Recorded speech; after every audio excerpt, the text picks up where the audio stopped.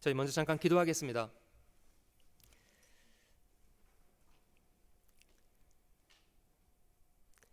경배를 받으시기 합당하신 귀하신 우리 주님,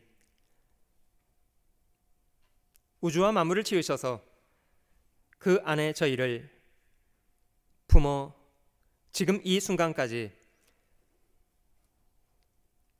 살아올 수 있도록 인도하신 은혜를 감사드립니다.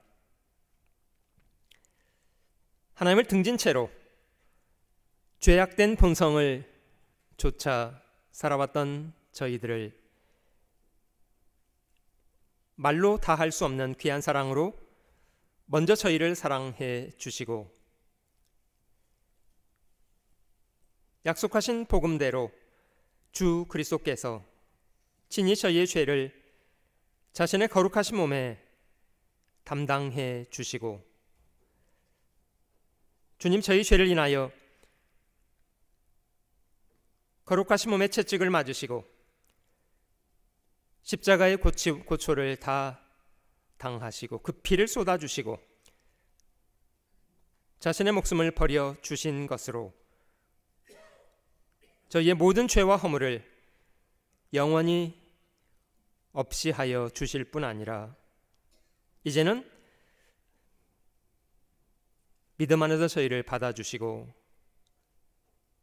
전에 죄인이었던 저희가 하나님을 아버지로 섬겨 살아가는 귀한 사람 삼아 주신 것을 진심으로 감사드립니다. 주님은 저희의 모든 것을 다하여 섬김 받으시기 합당하신 분이십니다. 주께서 자기 전부를 버려 저희를 구원해 주셨기 때문입니다.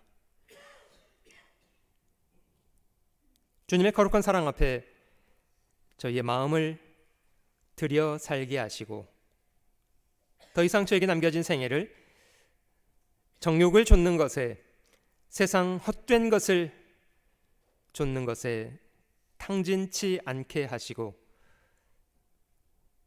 주께서 먼저 저희를 죽기까지 사랑하신 것처럼 저희도 주를 사랑하며 주님의 몸된 교회를 봉사하며 주께서 친히 이루신 복음의 귀한 소식을 이뤄진 우리 주변 사람들에게 힘써 전도하며 살게 하시기를 원합니다. 우리에게 주어진 인생의 짧은 날을 영혼을 건져 구원하는 일에 힘써 들여 살게 하시기를 원합니다. 저희를 귀환에 보전해 주시고 때마다 일마다 말씀으로 양육하시고 인도하여 주시는 은혜를 감사드립니다.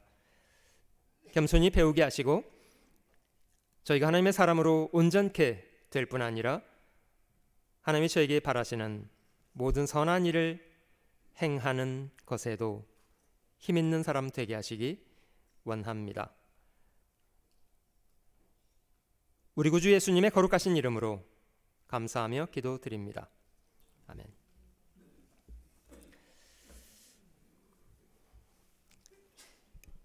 시간이 참 빠르죠? 한 해가 저물어가는 시간을 맞으면서 분주하게 지낼 것이 아니라 좀 조심스럽게 자신을 돌아보며 보내실 수 있으면 좋겠습니다. 오늘 저희는 예산에 대한 공부를 좀 해보려고 합니다. 특별히 그리스도인으로서 저희의 신앙의 예산은 부족하진 않는가? 이런 질문을 해보려고 합니다. 우리 신앙의 예산은 충분한가?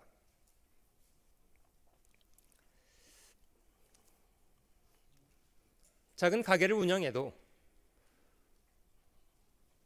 심지어 가정의 가게를 운영하는 것에도 저게 열심히 돌아보는 일을 하지 않습니까? 기업체는 부지런히 자신이 지금 정상적으로 활동하고 있는가를 돌아봐야 하는데요. 돌아보지 않으면 치명적으로 잘못하고 있는데도 발견하지 못하고 있다가 망할 수도 있지 않습니까? 그래서 많은 사람들을 고용해서 회계 업무를 하도록 하고 있습니다. 일하기도 바쁜데 회계까지 하라고 하면 어떻게 하냐? 그래야만 자신의 상태를 돌아보고 적절하게 대비할 수 있기 때문입니다. 얼마간의 시간을 보내면서 저희는 무엇을 투자했고 무엇을 얻었고 또 무엇을 잃었는지 돌아봐야만 저희가 무엇을 위해서 살아가야 할 것인지에 대한 분명한 방향 설정을 해갈 수가 있습니다. 이런 노력이 없으면 누구라도 할 것 없이 다 부지런히 자신의 본성을 쫓아서 헛된 것을 위해서 인생을 삽니다.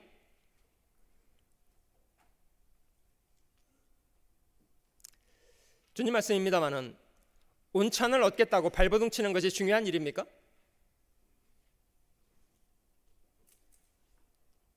그것을 위해서 살아야 합니까? 온천을 얻었어도 목숨을 잃어버리면 의미가 있습니까? 분명히 저희 인생은 더 중요한 것이 있고 덜 중요한 것이 있습니다. 많은 사람들이 단지 눈에 보이는 것을 쫓아서 인생을 살려고 발버둥을 칩니다. 잠시 후에 자신의 인생이 거두어지는 날 아무 의미 없었다는 것에 대해서 많이 발견하지 않으세요?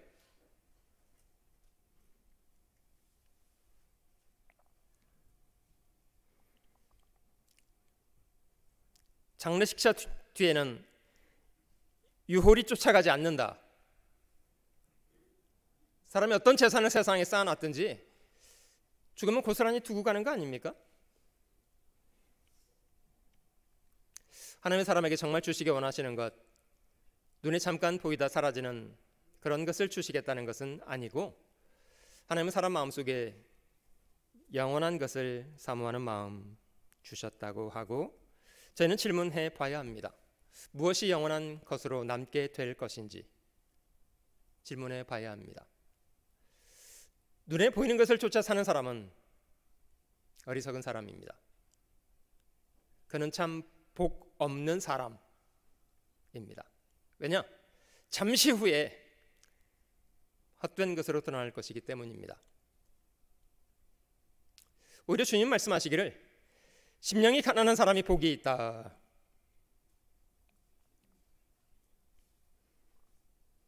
하나님을 향한 목마름이 있는 사람, 영원한 것에 목마름이 있는 사람이 복이 있습니다. 사람이 무엇에 목이 마른가가 중요하지 않습니까? 목이 말라야 샘을 팝니다. 헛된 것에 목마른 사람, 어쩔 수 없이 헛된 것을 위해서 인생을 살잖아요.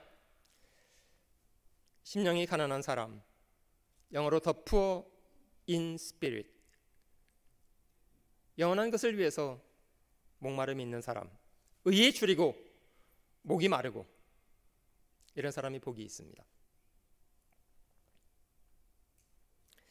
성경은 눈에 보이는 것을 소망이라고 말하지 않고 하나님이 저에게 주시기 원하시는 진정한 소망은 눈에 보이지 않는 것이라고 말씀하십니다. 보이는 소망이 소망이 아니다. 세상 사람들은 눈에 보이는 것을 얻었다고 그것을 기대서 자긍하고 삽니다. 잠시 후에 그것이 사라질 때 대단히 당황스러워하지 않습니까? 영원하지 않는데. 성경 분명히 말씀하시는데요, 우리가 마음에 초점을 둬야 될 것은 눈에 보이는 것들이 아니다. 우리의 돌아봐야 할 것은 보이는 것이 아니다. 오히려 보이지 않는 것을 주목하고 살아야 된다. 이유가 이러하죠. 보이는 것은 잠깐 있습니다. 영원한 것들 아닙니다. 보이는 것은 잠깐, 보이지 않는 것은 영원함입니다.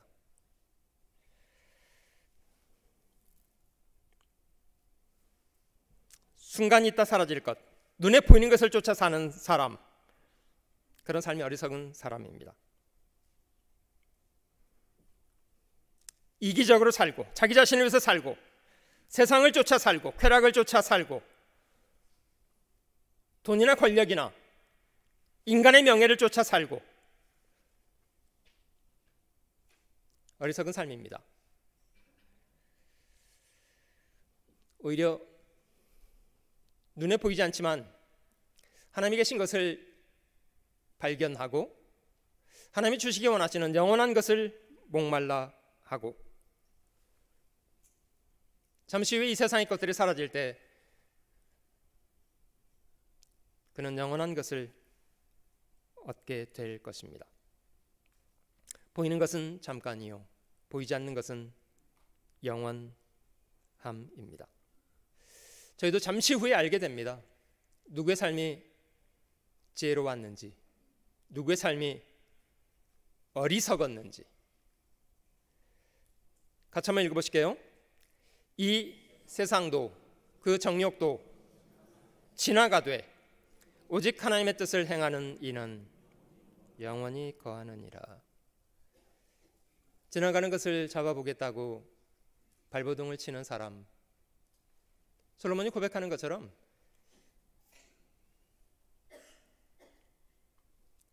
바람을 잡아보겠노라고 팔을 벌리고 달려가는 사람,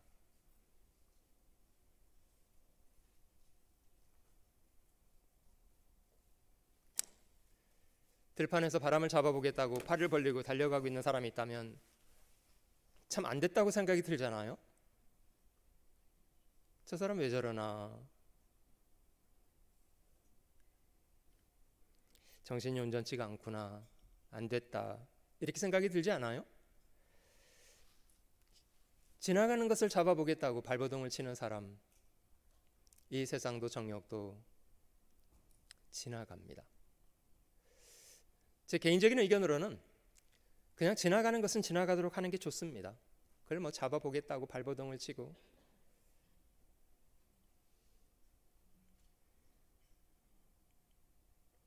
젊은 사람들은 잘 모르시겠습니다만은 젊음은 저에게 영원합니까?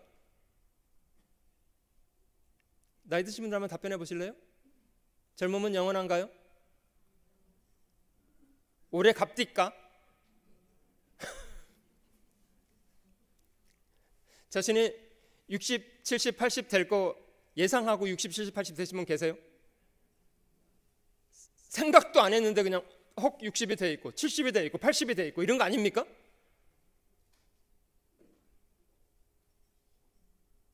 헐. 그렇다니까요. 영원한 것 같으죠? 영원하지 않습니다. 이 세상도 정욕도 지나갑니다. 그런데 그 와중에 저는 잠시 지나가는 세상을 살고 있는 것 사실입니다만은 세상을 살면서도, 잠시 세상을 살면서도 영원한 것을 위해서 일하는 사람들, 그런 사람들이 그리스도인들입니다. 영원한 것을 위해서 자신의 인생을 구별하고 일하고 영원한 것을 남기는 사람들, 그리스도인들입니다. 오늘 저희는 예산에 대한 공부를 해보려고 하는데요, 하나님이 사람을 위해서 어느 정도 예산을 준비하셨는가를 저희는 좀 그려봐야 되겠습니다. 과연 하나님은 정말 어마어마하신 분 틀림없습니다. 여러분들이 하나님은 무엇을 하신 분이십니까? 하나님요? 좋으신 분이시고요. 이딴 소리 하지 마시고요. 하나님이 어떤 분이신지 잘 모르면서 그냥 하나님을 함부로 입에 담는,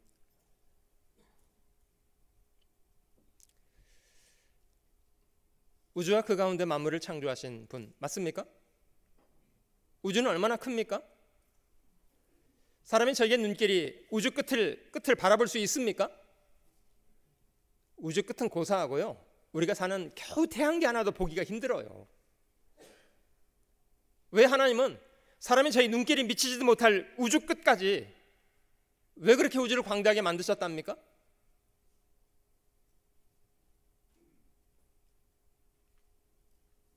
시간이 많아서요?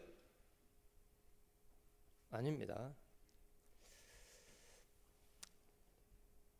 사람하고는 스케일이 완전 다르시죠?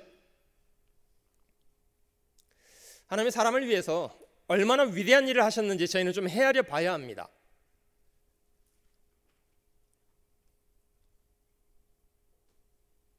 하나님은 창조주, 우주와 만물을 지으신 분이시라고 하는데 하나님의 천지창조의 목적 무엇이었다고 합니까? 왜 우주를 지으셨다고 합니까?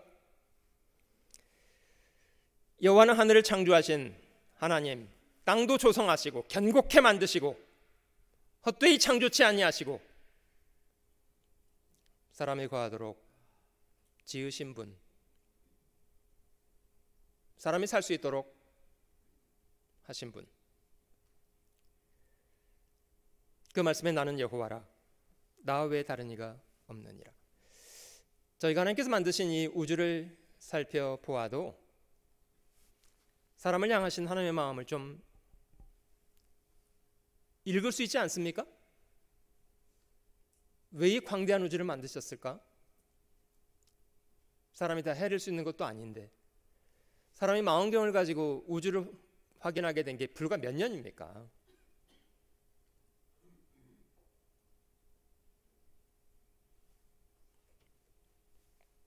우리 시대에 와서 겨우 우주를 사람이 좀 이해하게 됐는데요.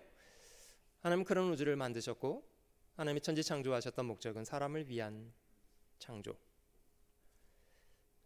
주의 손가락으로 만드신 주의 하늘, 주의 베풀어 두신 달과 별들.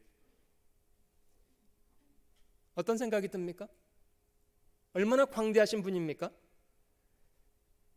그런 하나님 앞에 저희 이 사람들은 그냥 먼지 같은 지구 위에 겨우 살아있는 그냥 먼지들 아닙니까? 먼지 같은 존재 아닙니까?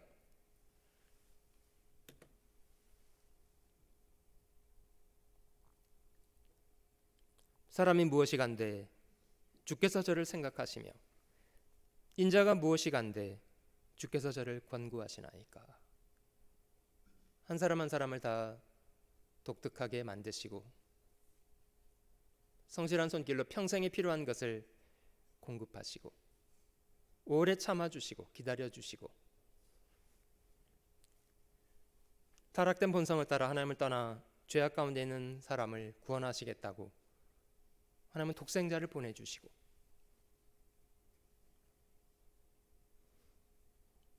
하나님이 저희를 구원하실 때 준비하셨던 예산이 무엇이라고 합니까? 자기 독생자를 세상에 보내서 죄인을 위해서 대신 십자가에 피를 쏟고 죽게 해서 인간의 죄를 없이해 주시는 하나님은 그 일을 감행하셨고 독생자를 주시기까지 성경 그것이 하나님의 사랑이라고 말씀하십니다. 하나님의 세상을 이처럼 사랑하셨다. 독생자를 주시기까지. 사람이 저에게 원하는 바가 있다는 거 분명하죠? 저를 믿어야 한다는 것은 사람인 저희의 몫입니다. 이는 저를 믿는 자마다 저희는 믿어야 합니다. 하나님은 일하셨고 그리스도를 통해서 죄를 없이 하시는 일을 하셨고 저희는 그 사실을 믿어야 합니다. 믿는 것이 순종이고 믿지 않는 것이 불순종입니다. 이는 저를 믿는 자마다 멸망치 않고 영생을 얻게 하려 하심. 하나님은 우주를 준비하시고 독생자를 통해서 인간을 죄로부터 건지실 예산을 가지고 일하셨습니다. 예산 없이 일하신 것이 아니잖아요. 인생을 살다 보면 아주 작은 일조차도 저희는 일을 시작하기 전에 먼저 필요한 예산부터 고려해야 합니다.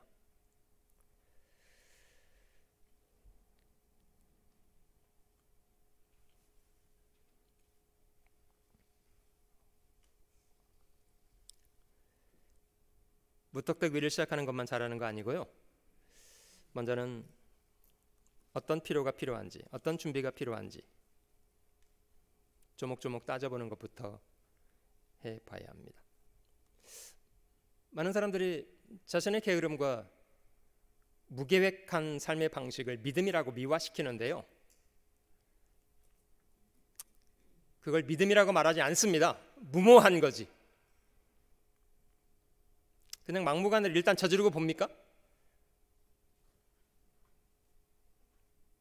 그거는 무모한 삶의 방식입니다. 집을 세우고 싶다면 무턱대고 일을 저지를 게 아니에요.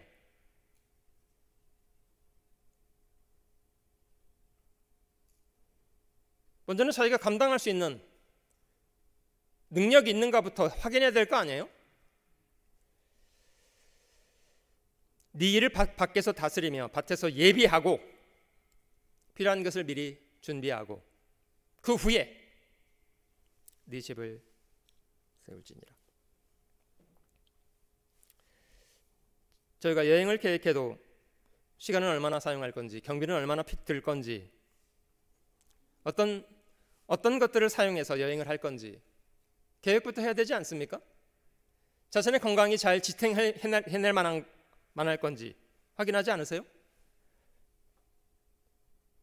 혹시 여러분들은 운전을 하시다가 중간에 연료가 다해서 그냥 길에 차를 멈춰본 경험이 있으십니까? 뭘 잘못한 거죠?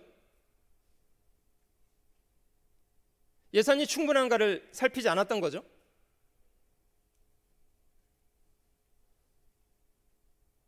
만약에 고속도로 가운데 차가 멈추면 어떻게 되겠습니까? 그건 그래도 회복할 수 있는 방법이 있긴 있더라고요. 차를 좀 바깥으로 세워서 누가 한 사람 뛰어가서 주유소 가서 기름 사다가 집어넣고 또 가면 돼요. 그죠? 근데 배를 타고 태평양 한가운데 갔는데 기름이 떨어졌다. 어떻게 됩니까? 네? 어떻게 돼야 되죠?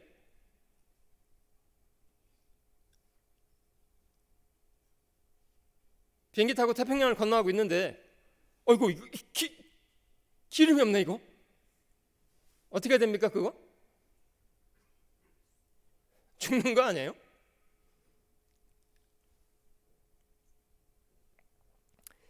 예산이 부족한 것에 대해서 그럴 수 있지, 그렇게 생각하는 사람은 바보 같은 사람입니다.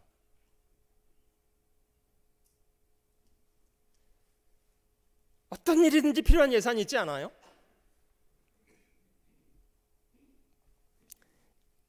누가복음 14장에 있는 말씀,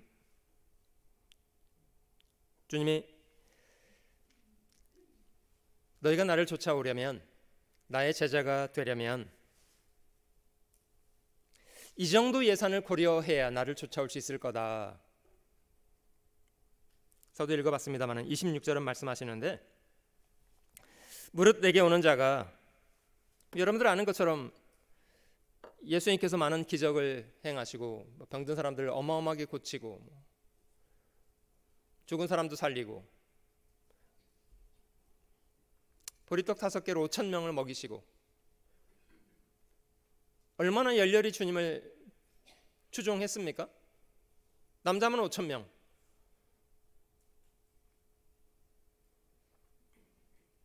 그 사람들 다 나중에 어떻게 됐습니까? 끝까지 주님을 쫓아갔던 사람들 아니잖아요. 그냥 잠시 자신에게 유익을 주니까 이용할 만하다.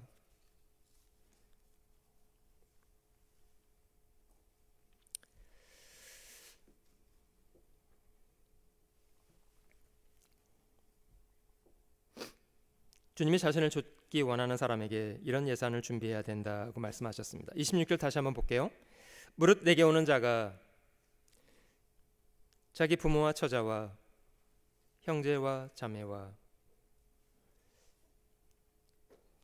짧은 인생을 살면서 저에게 가족만큼 소중한 사람들 어디 있겠습니까? 어떤 사람을 가족과 바꾸겠습니까? 주님은 이 말씀 속에 주님의 제자가 되기 원한다면 자신의 부모도 예산 속에 포함시키고 자기 아내와 자식들도 포함시키고 형제 자매도 포함시키고 심지어 자기 목숨까지도 포함시켜야 한다 이렇게 말씀하시잖아요.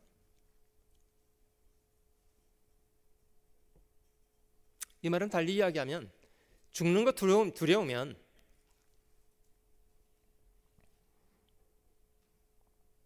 나의 제자가 되지 못한다.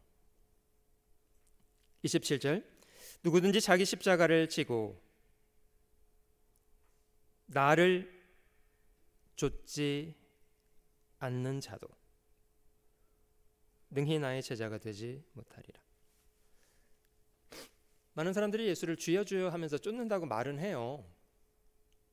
근데 실제로는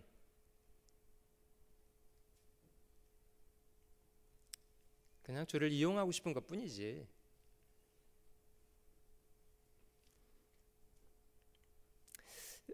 여기 주님의 자기 십자가를 지고 나를 쫓아야 된다 이렇게 말씀하시는데 십자가는 그리스도인들이 자기를 상징하는 액세서리가 아니잖아요. 뭐 목에 걸고 다니고 뭐 귀걸이 하고 다니고 이런 걸 말하는 게 아니잖아요. 십자가는 예수님이 죽은 사형 틀이었어요.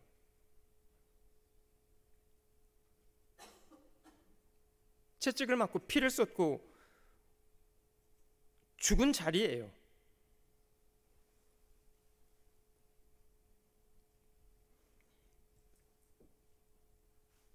예수님을 쫓아 살아가는 게 기쁘고 즐겁기만 한 일이라고요?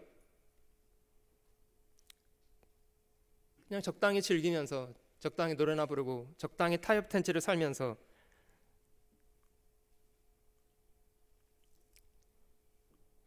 그렇게 주님을 쫓아갈 수 있다고요?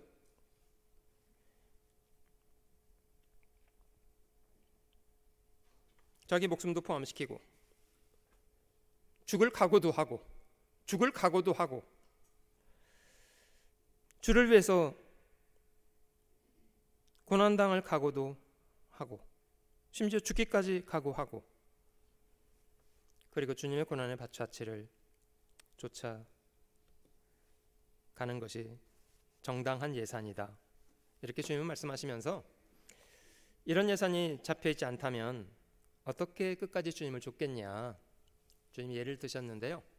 너희 중에 누가 망대를 세우고자 하고 있다. 뭐 망대 큰 집을 짓는 것도 아니고 고작 망대 하나 짓는 겁니다.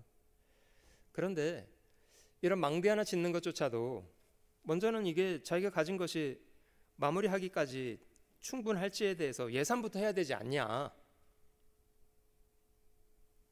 그걸 못하면 중간에 기초만 쌓아놓고 능히 이루지 못하면 이게 비웃음을 받지 않겠냐.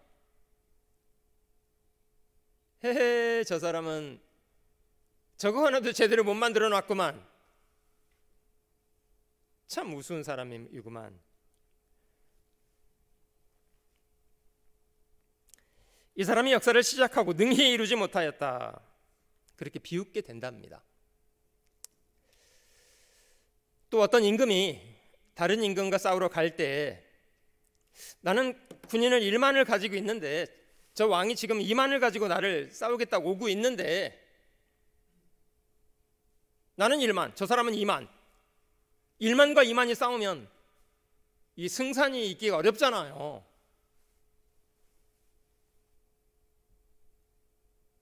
그런 상황을 좀 헤아려야 될 거 아닙니까? 이거 어쩌나 이거?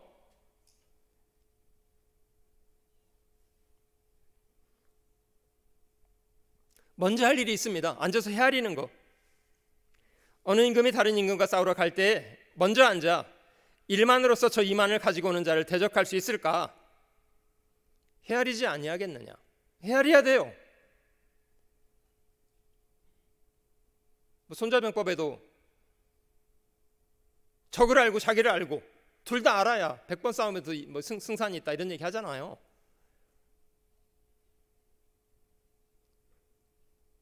적의 능력이 얼마인지도 모르고 자기가 능력이 어떤지도 모르고 아니 뭐 한번 해보지 뭐 어떻게 이기겠어요. 전쟁을 그렇게 합니까? 아마 전쟁터 나가면 박살 나는 거예요. 그러면 적은 2만인데 겁없이 1만을 가지고 딱 들어갔는데 뭐 다 두드려 맞고 그냥 잡혀서 치욕을 당할 거 아니에요. 그러니 먼저 앉아서 헤아리기부터 해야 되지 않겠냐. 32절에 만일 못할 터이면 저가 아직 멀리 있을 동안에 사신을 보내어 화친을 청해야 될 거 아니냐. 우리가 당신의 종이 되겠으니, 종이 되고 뭐 조공을 바치겠으니 너그를 여겨달라, 이렇게 해야 될 거 아니냐.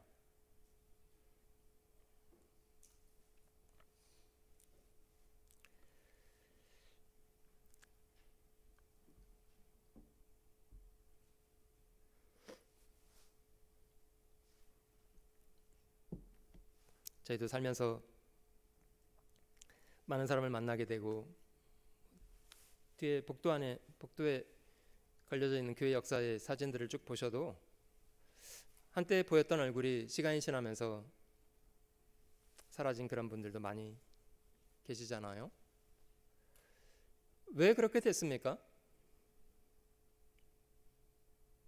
한때는 믿는 것처럼 행동했는데 뭐 이런저런 이유가 있겠죠. 중요한 사실은 주님을 쫓는 일에 충분한 예산을 고려하지는 못했다는 겁니다.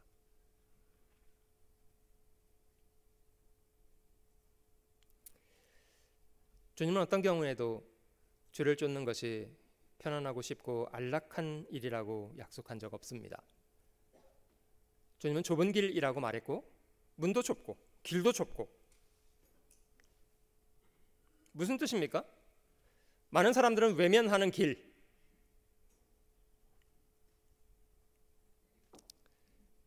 그래서 그 길은 외로운 길이에요. 고단하고.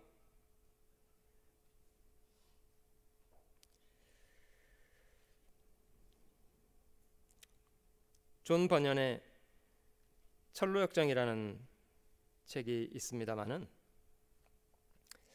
그 책에도 주인공 기독도가 천성을 향해 가는 길에 사람을 많이 만나잖아요. 근데 정작 천성에 이른 사람들은 몇 안 됐습니다.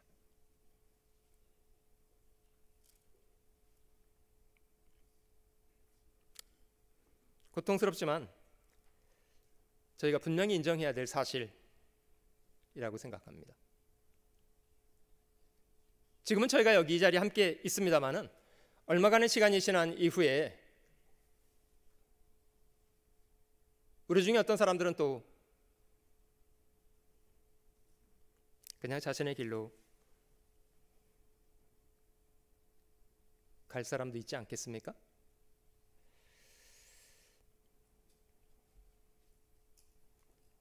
무릇 내게 오는 자가 자기 부모와 처자와 형제와 자매와 자기 목숨까지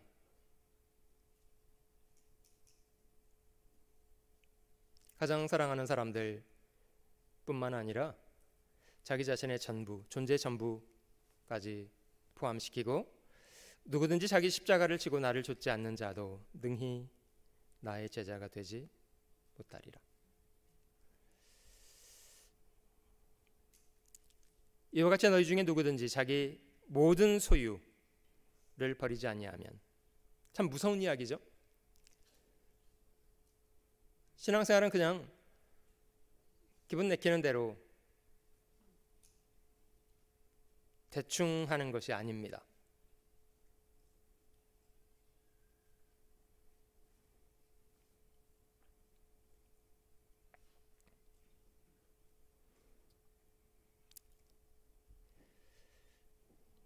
이분은 예수를 주여 주여 하면서도 주를 좇는 것보다는 주를 이용해서 자기 배를 채우고자 하는 사람들 얼마나 많습니까? 주님이 저에게 요구하는 것은 자기 자신을 부인하고 자기 십자가를 지고 그리고 주님을 쫓아올 것이랍니다. 25절은 같이 읽어볼게요. 누구든지 제 목숨을 구원코자 하면 잃을 것이요 누구든지 나를 위하여 제 목숨을 잃으면 찾으리라. 참 역설이죠. 사람이 이기적으로 살면 그것이 자기를 위한 일처럼 많은 사람들이 생각합니다마는 이기적인 삶의 방식은 가장 효과적으로 자신을 해칩니다. 반대로 이타적으로 하나님을 인정하고 하나님을 섬기고 두루 이웃에게 선을 행하고자 하여 자신을 희생하면 그런 사람은 참 귀하고 힘 있는 인생을 살게 됩니다.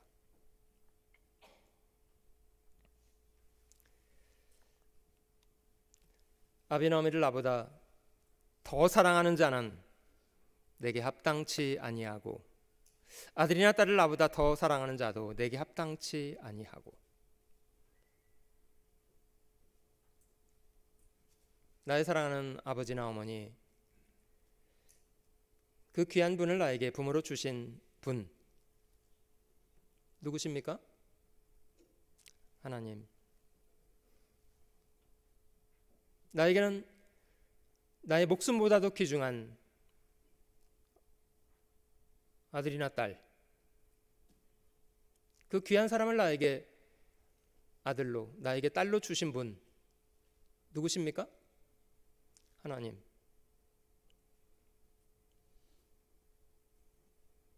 그래서 저희가 하나님을 더 사랑하는 것이 마땅한 거 아닙니까?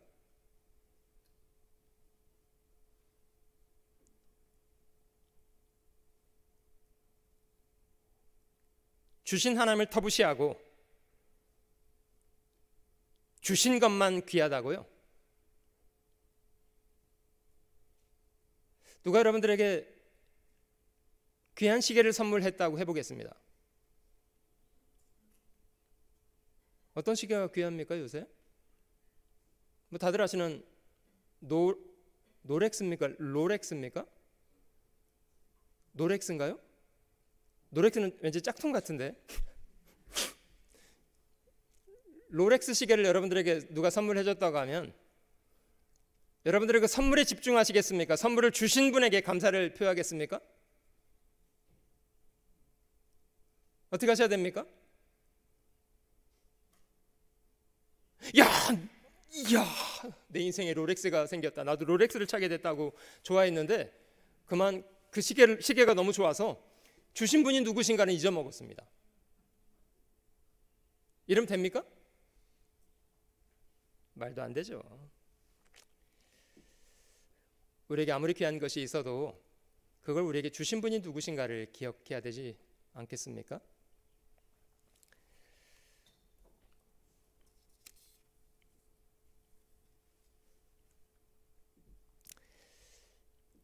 주를 위해서 자기 전부를 드리겠다고 결심할 뿐 아니라 주를 위해서 어떤 고난도 각오하는 필요하고요. 저희가 어떤 일을 하는 사람인가를 바르게 인식하게 될수록 필요한 예산이 무엇인가도 적절하게 이해할 수 있습니다. 누가복음 12장에 여러분들 잘 아시는 부자 이야기입니다. 개인적으로 열심히 일했어요. 성실했고 성공했고 열의 쓸물건을 많이 쌓아두었다. 내 영혼아 이제는 편안히 먹고 마시고 쉬고 즐거워하자. 하나님이 부자에게 말씀하셨답니다. 어리석은 자야, 오늘 밤에 네 영혼을 도로 찾아가겠다. 그러면 네 예비한 것이 누구의 것이 되겠냐?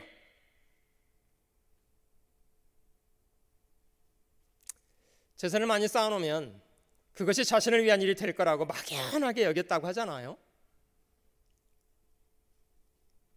그래서 자기를 위해서 애쓰고 자기를 위해서 수고하고 자기를 위해서 잠 못 자고 일하고. 불행히도 이 부자는 생각이 얼마나 자기 중심적이고 이기적이었는지 자신이 사는 땅을 만드신 분이 누구고 자신에게 모든 걸 주시는 분이 누구고 자신의 씨를 열매로 만들어서 자기에게 주신 분이 누구신가에 대해서는 생각조차 안 했다는 거잖아요.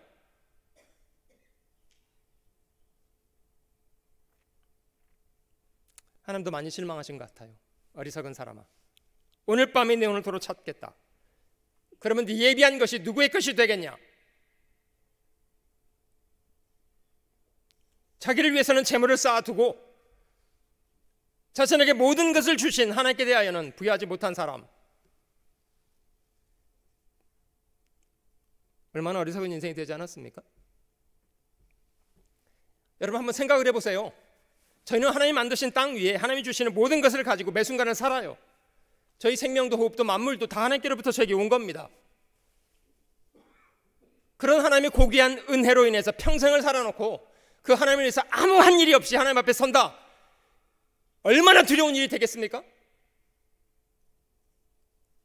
이게 두려운 일이 아니라고요?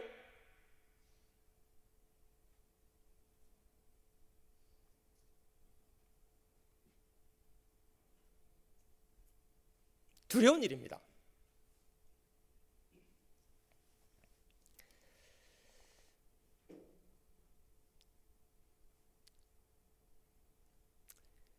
주님이 십자가에 죽으신 이유는 과거 저희도 자기를 위해서 살던 사람들이었습니다마는 저가 모든 사람을 대신하여 죽으신 이유, 산자들로 하여금 다시는 저희 자신을 위해서 살지 않게 하기 위해서, 이기적인 헛된 삶을 살지 않게 하기 위해서, 오직 저희를 대신하여 죽었다가 다시 사신 자를 위하여 살게 하기 위해서.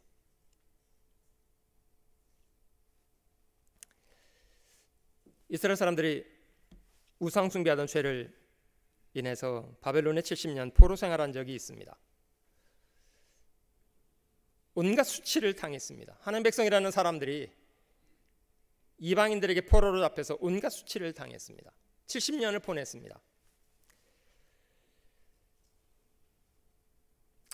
하나님이 고레스 왕을 통해서 이스라엘 사람들을 다시 예루살렘으로 돌아가게 했고 예루살렘 성전을 재건하도록 새로운 기회를 주었습니다.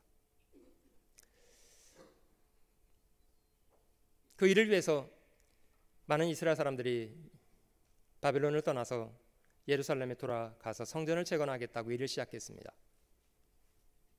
학계에 등장되는 얘기입니다마는 상황이 녹록지 않았습니다. 그렇게 수월하지 않았습니다. 많은 제약이 있었고 결국 성전 짓는 것은 중단됐습니다.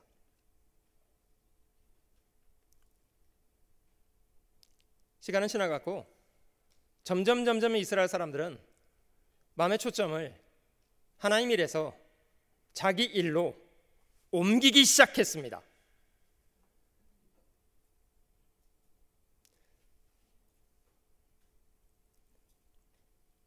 하나님의 전은 황무한데도 자신의 집은 온갖 장식과 치장이 되어 있는 화려한 집에 버젓이 살았습니다. 자기를 추구하면서. 하나님의 선지 학계를 통해서 말씀하시기를 나의 집이 황무한 이때에 너희가 판벽한 집에 거하는 것이 가하냐? 너희는 자기 소위를 살펴볼지니라. 하나님의 징계를 많이 하셨어요. 고생은 고생대로 하고 남는 것은 없는 참 이상한 인생이 돼버렸습니다.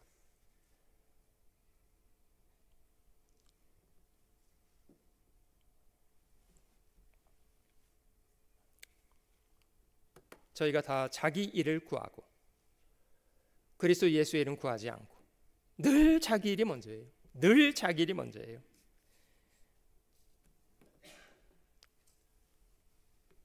여러분, 저희가 놀다 시간 남아서 아이 교회나 가자 이래서 교회 오시는 거 아니잖아요. 자기를 위해서 쓰다 돈이 남아서 에이 헌금이나 하자 이렇게 헌금하십니까? 그런 건 아니잖아요.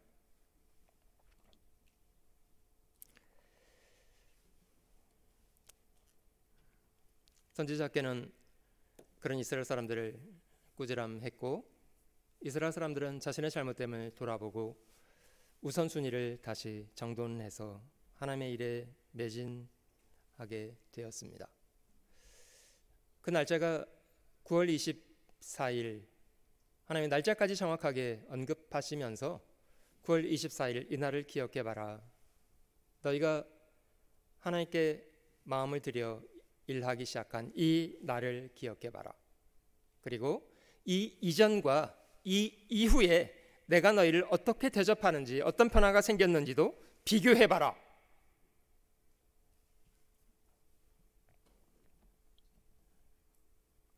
학계 2장에 보면 무화과나무, 성리나무, 감람나무에 열매가 맺지 못하였었느니라. 그러나 오늘부터는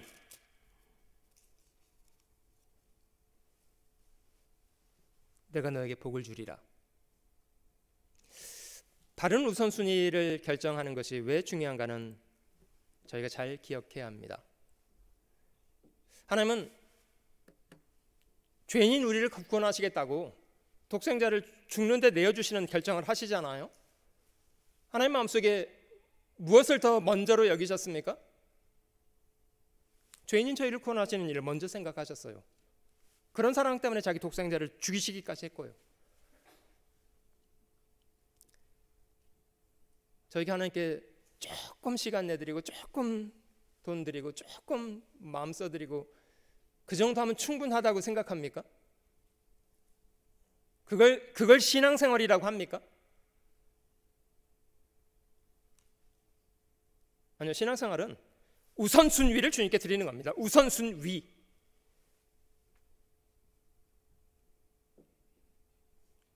자기 일이 우선이 아니라 먼저 하나님 나라와 의를 구해드리고. 그럼 망할 것 같죠?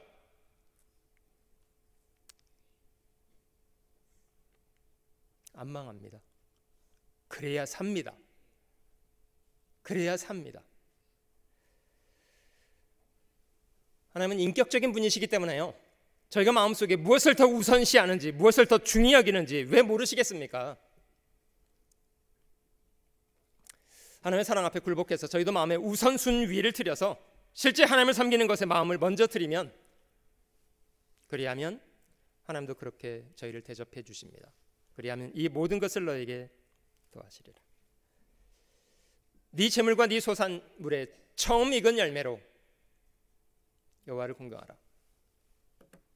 저희가 먼저 챙겨 먹는 게 아니고요, 먼저 하나님께 드리면, 그리하면 네 창고가 가득히 차고 네 집들에 새 포도즙이 넘치리라.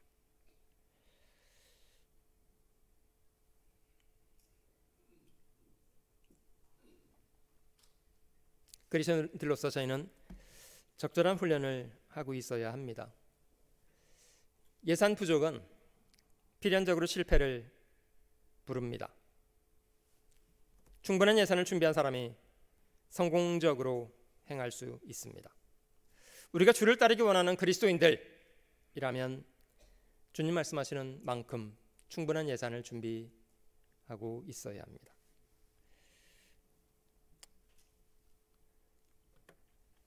어떤 사람은 자기 자존심도 못 무너뜨리고 무시받는 거 못 견디고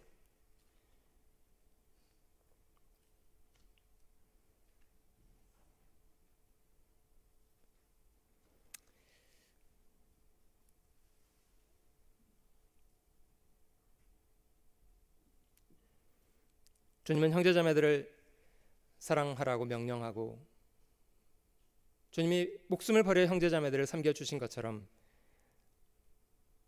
섬기라고 말해도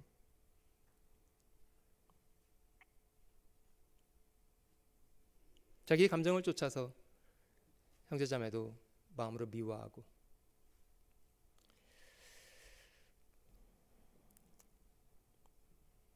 우리가 신앙생활하는 동기, 자기 감정을 쫓아하는 겁니까?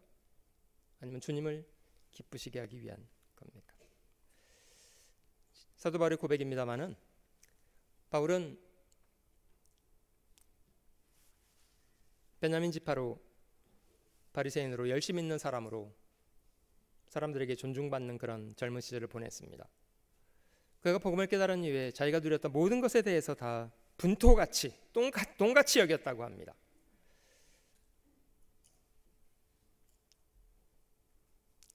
무엇이든지 내게 유익하던 것을 내가 그리스도를 위하여 다 해로 여기게 됐다. 모든 것을 해로 여기게 되었다. 내 주 그리스도 예수를 아는 지식이 내게 가장 고상함을 인합니다. 내가 그를 위하여 모든 것을 잃어버리고 배설물로 여기는 것, 더 주를 얻기 위해서. 저희도 예산이 부족하면 많은 어려움들이 생깁니다. 에서는 먹고 싶은 욕망을 참지 못해서 결국 실족했고, 출애굽했던 이스라엘 사람들은 물 없다고 양식 없다고 즉시 원망 준비하잖아요. 예산 부족.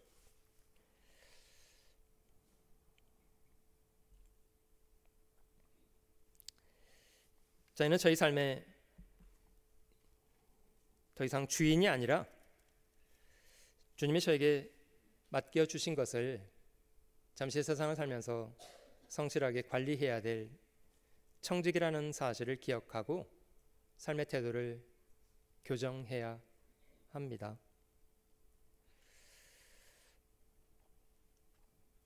청직의 삶을 사는 것, 그것이 그리스도인들의 삶입니다.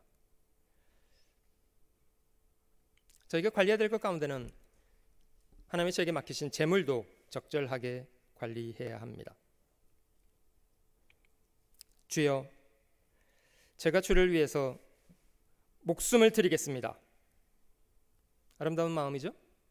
많은 목숨을 드리겠습니다만은 돈은 어렵습니다. 그러면 조금 전에 목숨을 드리겠다는 말 참이게요, 거짓이게요? 거짓입니다. 목숨을 드리겠다는 사람이 재물을 드리지는 못한다고요? 그건 거짓입니다. 한 사람이 두 주인을 섬기지 못한다.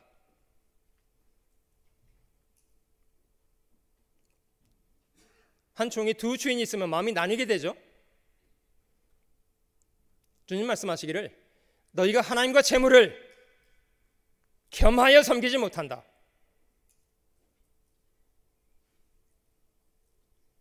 재물을 섬긴다고 하면서, 재물을 좋아하면서, 하나님을 섬긴다고 하면서 재물을 좋아하는 사람은 실제로는요 그냥 돈 믿고 사는 사람이에요.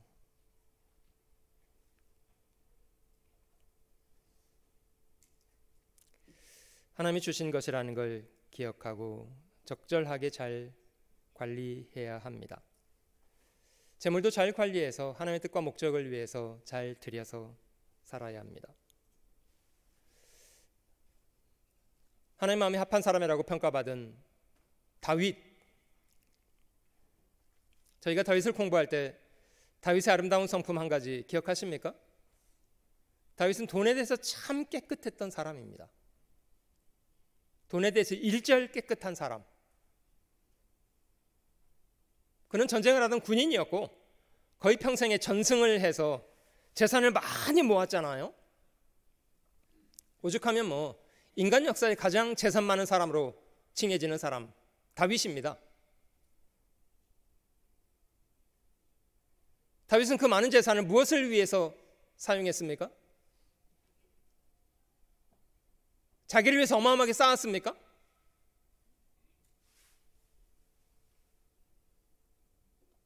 아니요, 그는 성실한 마음으로 하나님께 제물을 드렸습니다.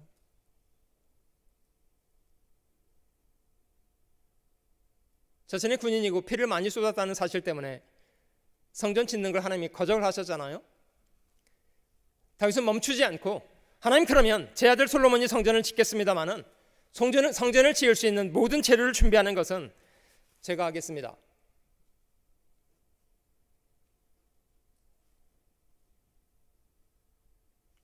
하나님께 마음을 드렸던 사람.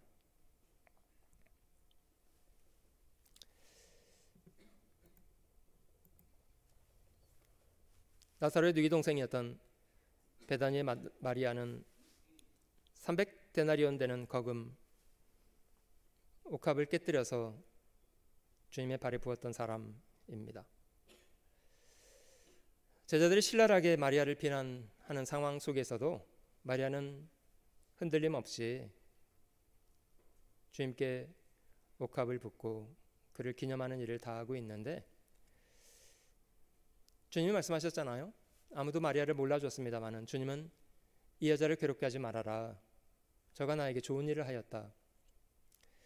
가난한 사람은 늘 너희와 함께 있어서 너희가 돕기 원한다면 언제든지 도울 수 있을 거다. 그러나 나는 너희와 늘 함께 있지 않는다. 마리아는 이 좋은 편을 선택했다. 자신에게 주어진 짧은 시간, 그는 놓치지 않고 주님께 자기 마음을 드리고자 원했고, 자기의 전부를 쏟아서 주님의 죽음을, 주님의 장사를 미리 준비했습니다. 그는 자신에게 온 기회를 붙잡은 사람, 성경에 세월을 아끼라, 세월을 아끼라는 말이 달리 번역하면 기회를 사라. 기회가 너에게 주어졌을 때 놓치지 말고 기회를 사라.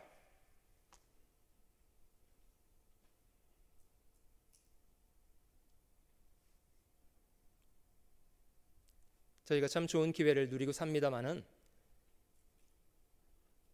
저희는 기회를 헛되이 탕진할 가능성이 열려 있다는 것도 기억해야 합니다. 과감하게 자신을 주님께 드리려고 해야만 귀한 인생을 탕진하지 않고 하나님이 기대하시는 선한 일을 행할 수 있습니다.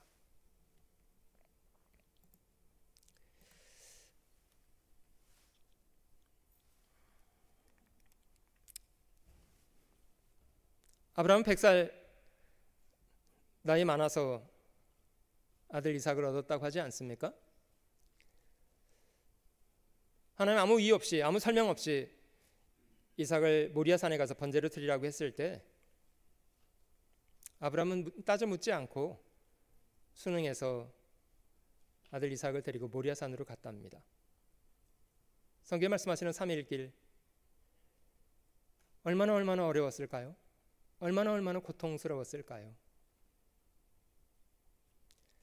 산에 오르는데 아들 이삭이 질문하더랍니다. 나무찜을 지고 산으로 올라가는 이삭이, 아버지, 제사 드릴 준비가 됐는데 제사에 쓸 어린 양 어디 있나요? 누구라도 하나님을 원망하고 싶었을 거예요. 그러게 말이다, 하나님이 너를 번제로 드리라고 하다니 믿을 수 없어. 근데 아브라함 그렇게 하지 않았잖아요. 아들아, 여호와 이레란다. 하나님이 자신을 위해서 스스로 준비하실 거란다. 아들이 소중하지 않았다는 뜻이 아니잖아요. 아브라함 마음속에 예산은 충분했습니까? 아브라함은 마음속에 충분한 예산을 가지고 있었습니까? 네. 가장 사랑하는 사람조차도 하나님보다 앞세우지 않았어요. 욥의 이야기를 기억하십니까?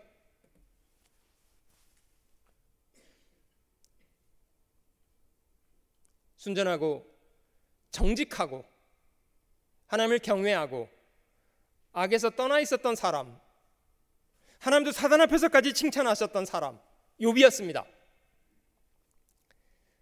사단이 송사를 냈고 하나님이 많은 소유를 주었기 때문이다, 대가성이다, 그걸 거두시면 대놓고 하나님을 욕할 거다. 그래서 하나님이 사단에게 허용하셨다고 하잖아요. 한날 아침에 온 재산이 날아가고 10자식이 죽었어요.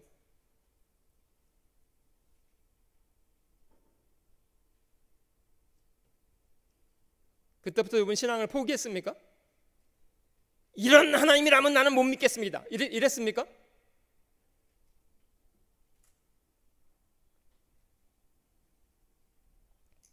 귀한 거 잃어버렸죠. 그 귀한 걸 주신 분은 누구셨습니까?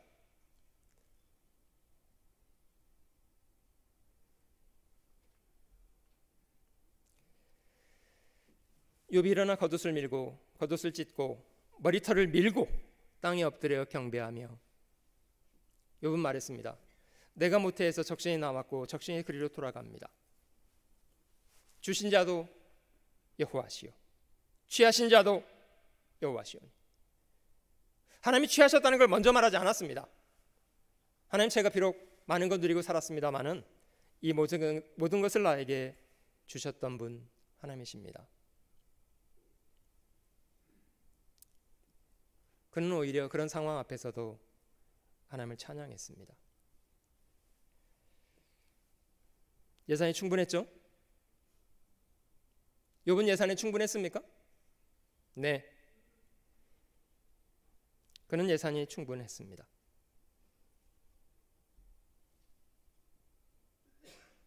부모도, 처와 자식도, 형제도, 심지어 자기 목숨조차도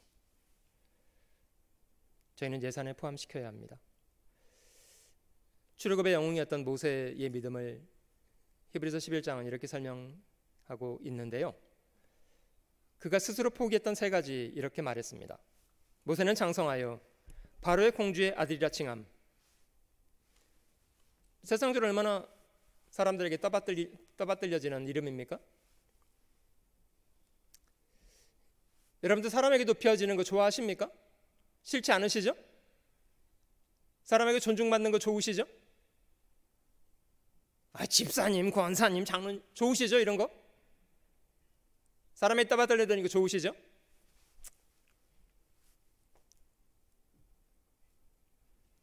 (25절) 도리어 하나님의 백성과 함께 고난받기를 잠시 죄악의 낙을 누리는 것보다 더 좋아하고.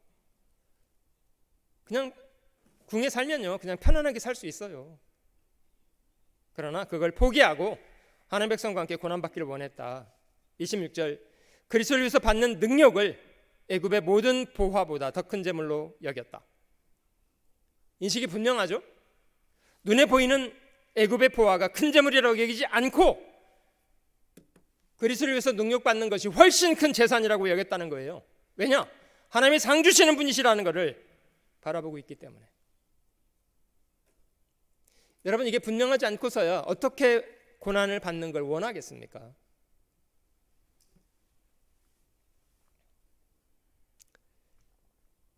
저희는 주를 위해서 고난받기 위해서 준비된 사람들입니다. 그리스도인이라면 편하게 살겠다는 그런 쓰레기 같은 생각을 좀 버리세요. 편하게 살겠다는. 그리스도인들은 고생하고 사는 사람입니다. 그 고생을 통해서 영광을 얻는 사람들입니다.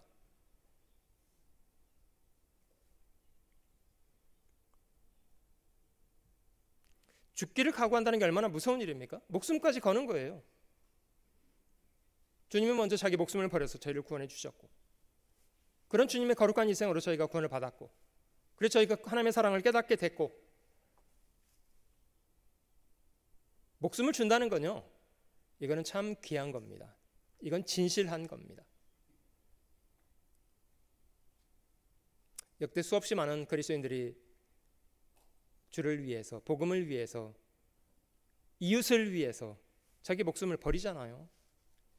2000년간 기독교 순교자의 숫자가 6천만 명이에요. 매일 100명씩 죽은 거예요. 그들의 죽음으로 증명한 복음의 가치가 저희를 구원하게 한 원동력이 됐습니다. 주님의 비유 가운데 밭에 감추인 보화를 발견한 한 소장농의 이야기가 있습니다. 밭을 갈다 보니까 보화가 감춰 있는 것을 발견했어요. 자기가 주인이 아니에요. 그 밭에 소작하고 있는 사람이에요. 그래서 그걸 잘 덮어놓고 가서 그 밭을 어떻게든지 사서 자기 것을 만들겠다고. 그러니까 자기 희생이 필요하죠. 자기 모든 소유를 팔아서 밭을 샀다.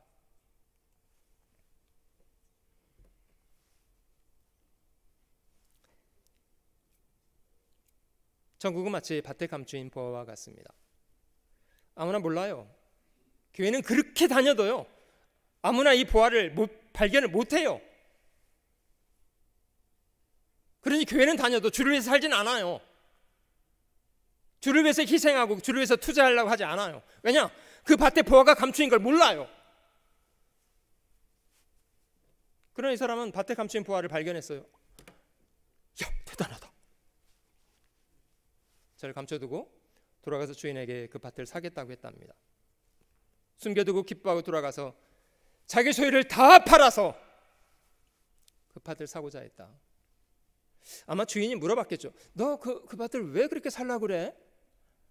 아이 뭐 묻지는 마시고요. 제가 그 밭을 사면 좋을 것 같아서요. 좀 비싼데. 아이 그래도 대충 좀 해봐 줘 보세요.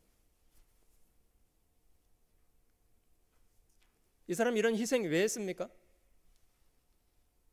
그 밭에 보화가 감춰 있다는 것을 알게 됐기 때문에 했습니다.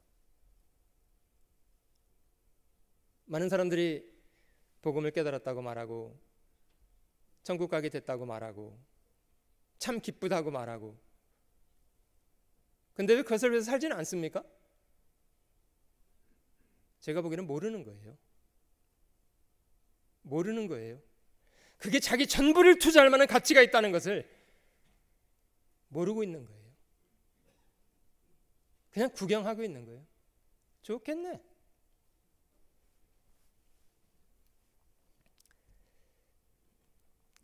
밭에 감추인 보화를 발견한 사람, 그 사람은 당연히 자기 소유 전부를 팔 가치가 있다 행동합니다. 그리고 그 밭을 자기 걸로 만들고. 바울은 고백했는데요, 세상의 어떤 것도 하나님의 사랑으로부터 우리를 끊을 수 없다. 10가지를 나열했습니다. 사망이나 생명이나 천사들, 권세들, 현재일, 장래일, 능력, 높음, 깊음, 다른 아무 어떤 피조물도 우리를 그리스도 예수 안에 있는 하나님의 사랑에서 끊을 수 없다. 이런 사랑 때문에 저희는 목숨도 주님께 드리기를 원하고, 날마다 자기 십자가를 지고 고난을 감당하면서 주님을 섬겨 삽니다.